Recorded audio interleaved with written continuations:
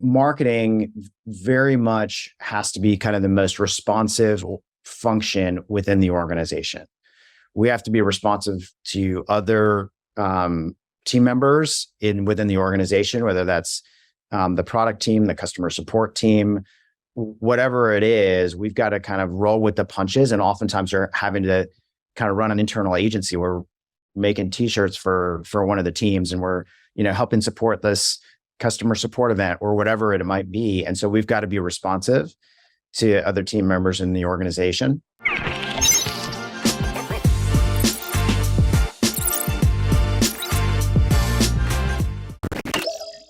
Hey everyone, this is Mark DeGrasse, the president of Digital Marketer, and this is the podcast that keeps you up to date on everything you need to know when it comes to digital marketing, from the platforms you'd be focused on to the cutting edge tactics and tools that are working today.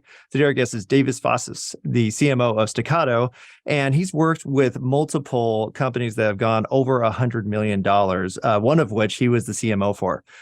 So welcome, Dave. Hey, thanks for having me. All right. So I think just starting out, I think there's a lot of misconceptions about the role of CMO. I think statistically, we all know that the CMO is the, shortest duration C-suite member.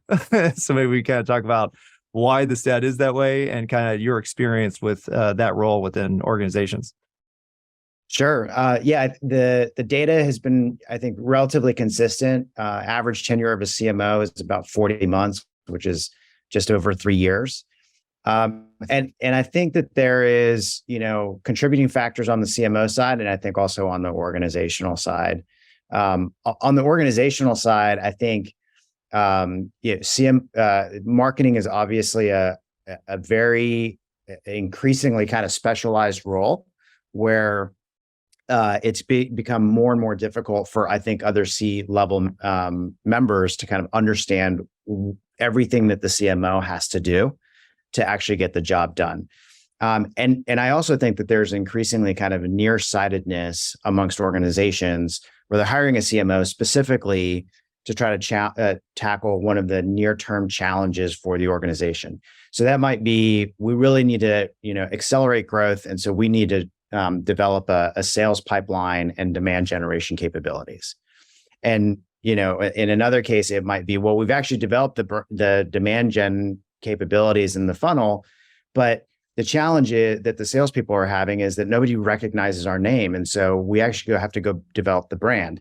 In any one of those kind of situations, oftentimes what the organization is doing is hiring a CMO that specializes in that area: demand generation, brand marketing, product marketing, whatever it might be. And once they've kind of resolved that issue or gained a lot of traction on that issue and have whatever the next issue is, they feel like they've got to go hire the next CMO who can go tackle that situation, instead of it being a scenario where the CMO can evolve with the organization and actually be the driver and help that organization evolve through its different phases. So I think that's the challenge on the organizational side that CMOs are having. And, to varying degrees, we are either succeeding or not succeeding as CMOs in educating the organization, the rest of our C-suite team members, our board and investors around what we're doing as a CMO to be able to help that organization evolve. And so that kind of gets me to, I think the challenges that we have on the CMO side that are contributing to that, which are that I think we oftentimes get kind of myopic about actual, development of the strategy and executing on the strategy. And we are not spending enough time educating our other C-suite team members and, like I said, board and investors on our role, what we're doing, and helping them to kind of come along on that journey. And so I think as CMOs in general, we can do a better job of that. And then, frankly, I think part of the challenge is, as CMOs, by nature, we're oftentimes just, we thrive on innovation. We thrive on taking on new challenges. We thrive on, creativity. And so it makes that hard to stay with one organization over a longer period of time, because you kind of get through 3 years or about 3 years and you go, okay, I think I'm ready for the next challenge. I want to go find the next brand to go tackle. And so I think we're dealing with it on both sides, but we got to figure out something to kind of create a little bit more longevity and recognize the value that the CMO is bringing. Oh, that's a fantastic synopsis. I love the point about how, essentially a lot of companies just hire CMOs as a Band-Aid for their current marketing ailment. And it's like, okay, got the problem fixed. It's all healed. You can go now. And then on the flip side, I love how you include the other side where it's like, yeah, CMOs typically, I think, are more on their creative side. You do have that kind of like analytical CMO where all they care about is statistics. That one probably integrates a little bit better, but doesn't bring the creativity that is necessary for big growth. They might be fixing like, okay, we're going to fix your approach. It turns out that customer service is your big issue. And even though you could get the sale, you don't keep the sale because you don't service it properly. So the CMO can kind of acknowledge that, work with your customer care team to involve those kind of marketing elements. And then now you fixed it. But like you're saying, then now the CMO's bored or the company is like, well, yeah, but TikTok's a thing now. And so why aren't we doing TikTok? And then you're like, I don't do social media really. And it goes into this whole cycle that you're talking about. Yeah, well, I think that also speaks to the complexity of marketing today. We've got CMOs that come from such a variety of backgrounds, right? You might have a CMO that's younger that came up from social media, and so that is their expertise, or someone that came from more digital and is more demand gen, SEO, SEM focused. You have someone that came from the brand side. For me, I came from agency side and was doing a lot of consulting on brand strategy, brand planning, and things like that. And so you've got CMOs that are arriving at this role from a variety of different backgrounds, and sometimes, not all the times, they're just not as expert in all the areas of marketing. And so to some extent, yeah, there is this kind of level of focus because that's the specialization that the CMO has created in their own career versus kind of really focusing on having a much deeper understanding of all the different elements that go into marketing today. No, I think that's spot on too, because I think it is. I mean, we all have our superpower, right? You're like, okay, we're a T-shaped marketer. We know all the things, but we specialize in one area. And that's kind of where we end up pushing things towards whatever. So you got a hammer, everything's a nail. So do you think there's a way we could change the perception of the role of CMO? Because I know with a lot of organizations, the CMO is kind of like, oh, that's optional or that's necessary sometimes. But when it comes to like the CFO or the COO or any of the other C-levels, they kind of see the marketer as like, okay, yeah, you're like a bolt-on, but we could take off that bolt-on, put something else on. Whereas the way I looked at it was that, if you don't integrate the marketing function throughout the entire organization and kind of reflect the values and stuff that you're trying to communicate through marketing, that those functions aren't, optimized for marketing.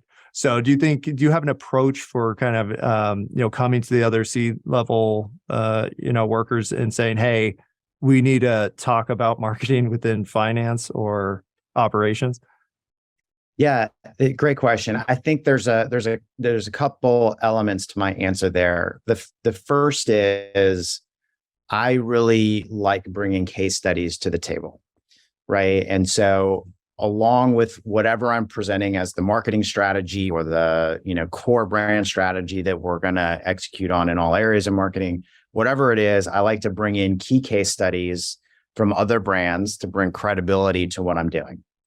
I think phase 2 of that is really working to get outside CMOs or other marketing leaders and thought leaders to come in and speak to your executive team, your investors, or even possibly the broader organization to add another layer of credibility. Well, here's the CMO who built this great brand that you're very familiar with and how they approached it. And here's how we're using that case study for our organization so we can go along our similar path to create that next level of credibility where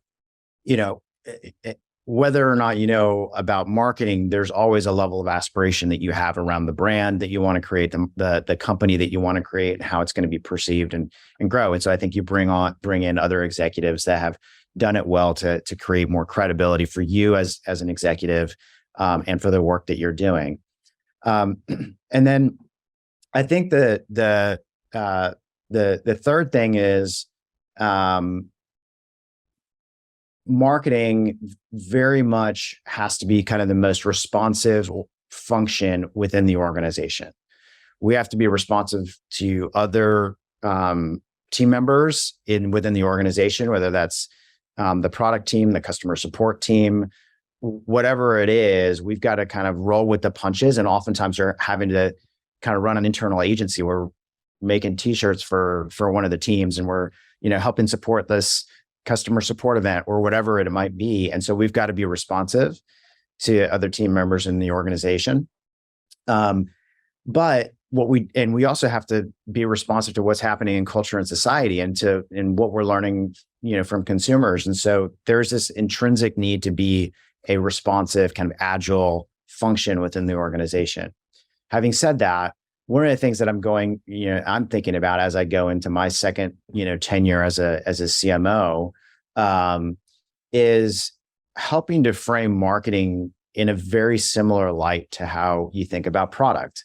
I think product has gotten a lot of traction and buy-in on this idea of, having kind of an agile or a scrum kind of approach to product development, shorter term product roadmaps, really figuring out what is going to be feasible in this next quarter, in this first half of the year, whatever it might be, and kind of responding appropriately to the amount that we're able to do within the quarter. Marketing has never really treated itself with that level of organization, and so one of the things that I'm going to do at Staccato as I'm entering my role here, I'm only on my second week, but is framing marketing as having a similar approach to how product approaches their roadmap as far as what we're going to be doing for the brand and for growth for the organization. And there are going to be things that we are going to really prioritize and hold tight on what the roadmap is for marketing. And we're going to leave a little bit of room here to continue to be responsive to things that come up, ad hoc in the organization, so we can still feel like we're being responsive, we're still being collaborative, but we are actually getting the big boulders that we need to get done over the next year, 2, 3 years, done in a really productive way. I love that. I mean, it's a very complicated role that you just described. It's like, okay, you got to know the company, you got to know your customer, you got to know all the trends in the market, then you got to know how to handle the other managers. Then you got it's a big job. And I think, that's another misconception about the CMO role, where it's super complicated and it's not a Band-Aid and it's not a bolt-on, but it has to be integrated through everything that you do. And I love your point about the product, development cycle, where it's kind of like, all right, we're going to build this product on an island. Like, nobody talked to us. And then all of a sudden it's like, here's this product that we made, and marketing goes like, well, why did you do that? Like, the customer doesn't care about these 50 things that you did. And this one thing that matters, you didn't even really address. Like, why? Whereas if you were integrated into the process of product development, you could say like, no, based on our target market research, these 3 features super matter. These 3, nobody gives a crap about. Hey everyone, I want to quickly interrupt the podcast for a special announcement. If you're listening to this podcast because you want to become a better marketer, then I want to share with you what I believe to be the most comprehensive digital marketing program on the market today. It's called the Digital Marketing Mastery Certification. You'll learn to leverage the tools and channels to predictably and profitably drive awareness, leads, sales, and referrals. Everything you need to know to become a true master of digital marketing. We'll take an in-depth look at the core digital marketing competencies, including content, email, social media, community, digital advertising, data and optimization, and more. After earning your digital marketing strategy certificate, you'll have the tools to effectively reach your target audience through a full scope marketing strategy. Get started today at digitalmarketer.com/strategy cert. So how do you just from that? Well, 2 questions. One is how do you differentiate your role in the product development cycle versus the brand development process, which I think are pretty distinct things, since one's temporary possibly, but definitely isn't as important as the brand in my eyes. And then how do you also take what you need to be involved with and kind of insert yourself in the product cycle? Because I know product managers are like, marketers, it's not your turn yet. You wait, don't talk to us yet, and then we'll hand you what you're going to sell. How do you deal with those 2 situations? Yeah, I think you're touching on one of the core challenges that we have as CMOs. And in particular, if you've come from more of a kind of business marketing background, um, you know, I go back to the 4 Ps, the framework of, product, price, placement, promotion. And so if you studied marketing in business school, that is what you know around marketing, and that is the core of the business, right? That I mean, you put innovation in there. That is the core of the business and why it exists.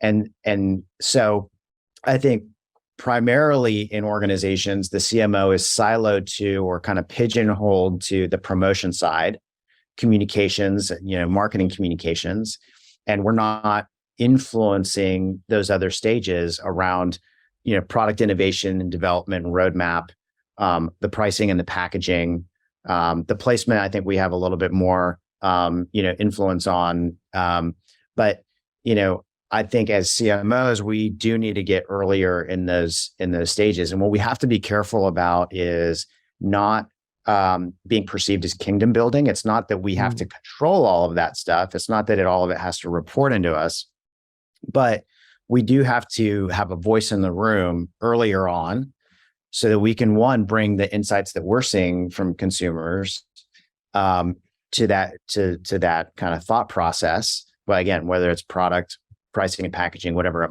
might be, and that we're coming alongside that product team as they're getting closer to the release, so that we can ensure that the actual launch of that is successful. Because oftentimes what happens is it is a situation where the product or R&D team kind of says, okay, we're about 3 months away from launch, go get this to market, and now we have to go through our own process as marketers and do our own kind of consumer research to be able to develop a go-to-market plan. And oftentimes what we find in that research is there's a disconnect, or there's some inconsistencies in how we want to market it to bring it to market versus the kind of actual features of the product and things like that. So like I said, it's not about kingdom building. It's not about having it all report into us, but it is about us finding ways to be influential in those conversations and be involved early on.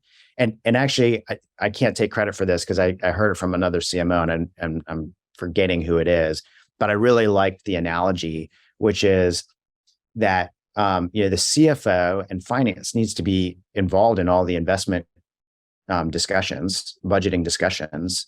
In the end, those functions then have to go manage those P&Ls for their groups, but finance is involved in those conversations and influencing those conversations. And in a similar way, the CMO needs to be influencing those conversations, even if they are not the ones that are day-to-day managing those functions.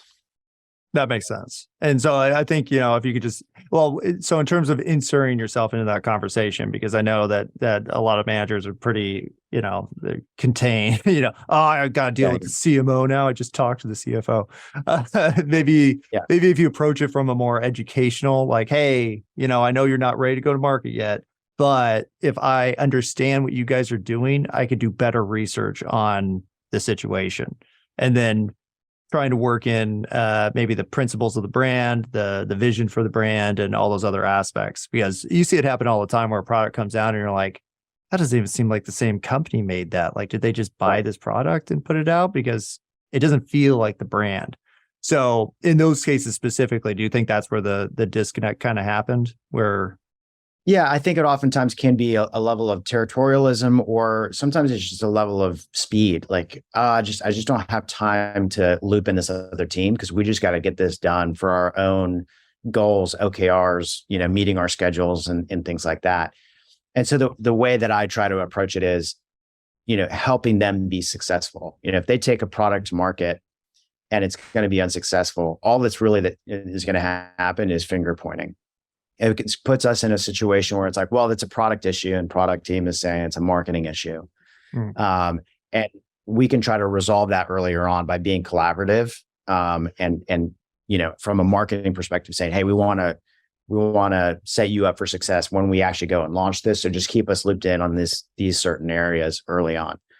In a similar way, by the way, to the relationship with the sales team. If you're in a B2B or some other kind of industry where marketing is working closely with sales, the challenge that you have there is oftentimes that the sales team is pointing fingers at the marketing team, saying, "Well, the quality of the leads isn't good enough. That yes, we have the volume, but the quality of the leads aren't good enough. They're marketing qualified leads, but they're not sales qualified leads, and those types of things." And of course, the marketing team, is pointing fingers back and saying, "Well, no, we're delivering our KPIs to you. You need to do a better job of selling." And so in the B2B case, I like to come along the head of sales or whoever my sales partner is, to make sure that we're aligned on how we're approaching the funnel and the different, logistics around that, so that we are working as one team and not putting ourselves in a situation where we're pointing fingers, because obviously that trickles down to the rest of the organization. You don't want that. No. And I think, and the problem is the pointers are usually at the marketing, right? Yeah. Well, the marketing's not delivering or whatever it is. Anyways, but I think that's a really good synopsis of, one of the key jobs or one of the key responsibilities of being a CMO is managing these relationships, managing communication, and then making sure that everybody's aware of the general strategy so that everybody's on the same page, which is a daunting task. It's not just because people think of marketing, they usually think like, oh, you got to be creative or you got to analyze analytics, and that's kind of the job. It's like, no, people is the job. Like that's most of it's all convincing. It's all marketing, marketing yourself, marketing your concepts, marketing everything, the companies, of course. But hopefully we didn't scare everybody away from becoming a CMO, because the next question I have is, how did you become a CMO? I think for any marketer who's not an agency owner who does work for companies, like that's the goal, is to become the CMO. So how did you get your former position? And then how did you come into this position that you have today? Yeah. So I've always considered myself the accidental marketer. I actually started my career in the entertainment business. And it was during that time that YouTube and Facebook and Twitter were all kind of launching, and, in the kind of mid 2000s. And I very quickly saw that their dynamic around entertainment was going to change. It was going to go digital. Our audience was becoming the celebrity, right? Mm-hmm. When you get people posting videos on YouTube and are getting millions of views, and we're struggling to get, millions of people to go to the box office to go watch a movie, the dynamic is changing. And so I wanted to kind of shift into where digital content was going to go. And I was coming at it, frankly, from a more kind of corporate strategy, corporate development perspective. And, moved from LA to New York, was trying to figure out the career transition, and got introduced to the founder of an agency called Big Fuel, which he had a very similar background in content and entertainment. He was very early on in creating online content for brands.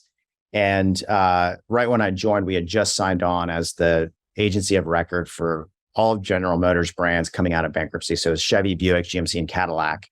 And it was the first major social media agency of record kind of engagement in the industry.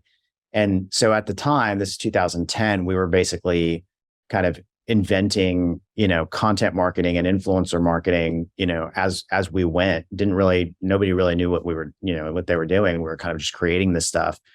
And the reason I got hired was because of my background in content and distribution and strategy. They felt like I could help them figure out how to successfully distribute all this content online. Ended up falling in love with marketing, ended up going to another agency that's now called Real Chemistry, that was really deep in data and analytics, which I loved. And at the same time that I was at Real Chemistry, I did my MBA. And, I took not only the marketing class, but I took an innovation class, I took a corporate strategy class, and all those I ended up seeing were just kind of different viewpoints on marketing. And one day I kind of woke up while I was in business school and said, well, shoot, like I'm a marketer. And I really hadn't identified as that until then, when I realized I see the world through a marketer's lens. And it was about that time that I decided, well, if this is the case, then I really want to go be the CMO of an organization. The former chief marketing and innovation officer for Diageo, who was responsible for the Keep Walking campaign for Johnny Walker, came and presented to us. And I absolutely fell in love with the idea of being able to do that for brands and decided I wanted to be a CMO. So within a year after graduating from business school, I left the agency world, got my first in-house role as the global head of brand for WP Engine, which is a platform for building websites on WordPress. Helped them launch the brand as they wanted to go up market to support mid-market and enterprise brands and the agencies that serve them. So it was also a really nice transition because I was kind of marketing to kind of my people and my tribe. And then I got a call from a friend who was an investor at Restore early on, Restore Hyper Wellness. This was in November of 2019. And he said, "Hey, I invested in this great company. They're in the health and wellness space. And their big hire for 2020 is going to be a CMO. Would you be interested?" And as I, did my research on the organization, the modalities they offer, the approach, I really liked what they were doing, met with the co-founders, really fell in love with the vision of what they were trying to do and creating a company that was more around proactive preventative health versus treating symptoms after the fact.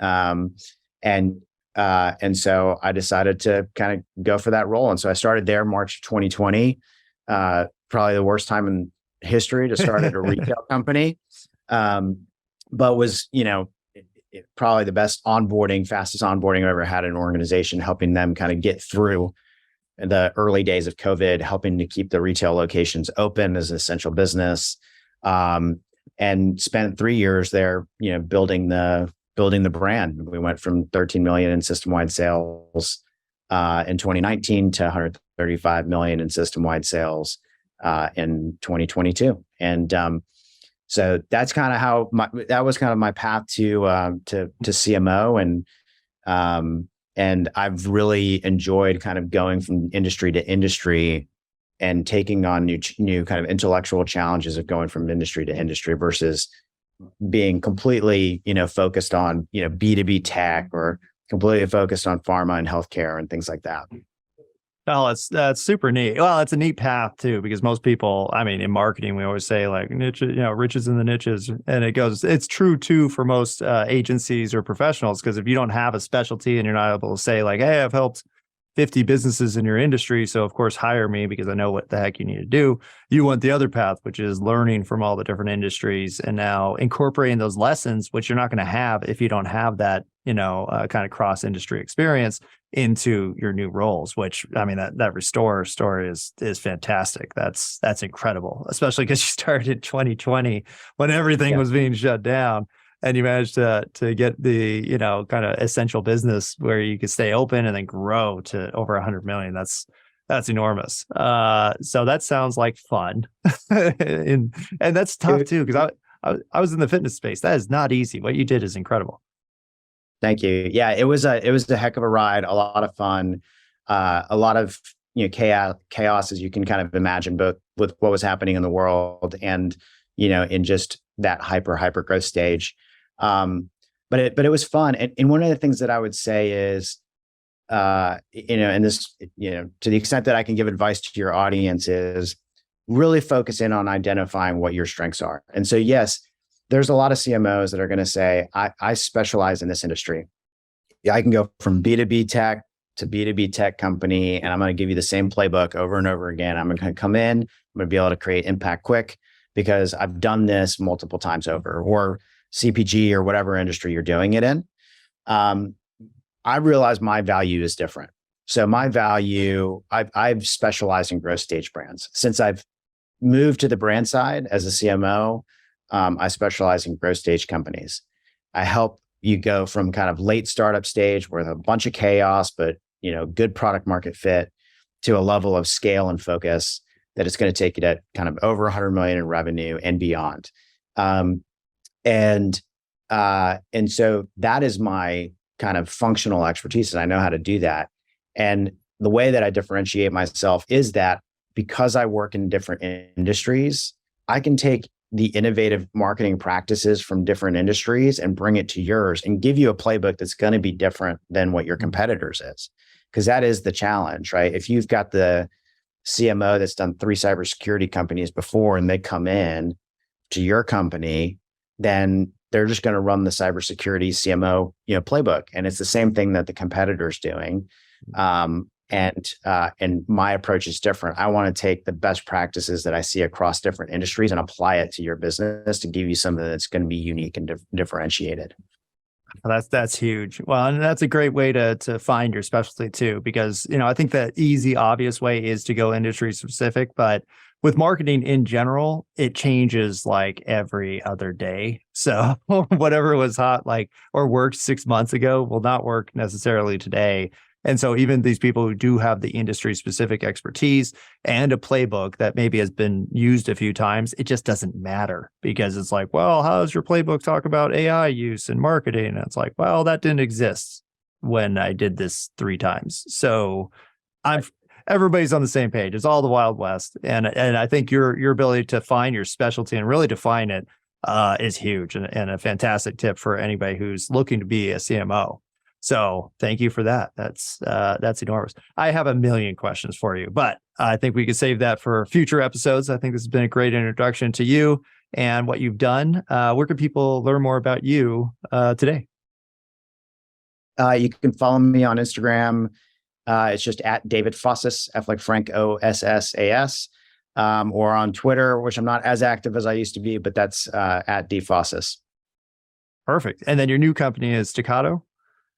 Yep, staccato2011.com. And so we're hitting that growth stage right now. That's exactly why they brought me in. It's week 2, and I'm excited to join the company.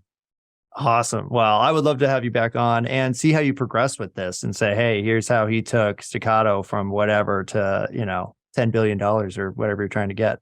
So you have to come back on. Sounds good. I'd love to. Thanks. Awesome. Well, thank you so much, Dave, for coming on. And thank you so much for listening. Be sure to hit that follow button so you get notified when all of our new episodes release. Please share this with that friend who's clueless about digital marketing. And don't forget to visit digitalmarketer.com, where you can get access to all of our courses, certifications, and training programs. Thanks again, everyone. And we'll see you next time.